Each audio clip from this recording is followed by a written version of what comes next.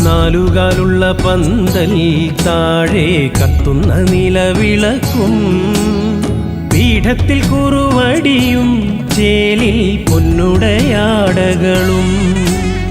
പൊന്നുണ്ണിമായ വരാൻ നോമ്പുമായി കോമരം കുളിക്കുറിയായി പൊന്നിന്റെ അരമണിക്കിലുക്കവും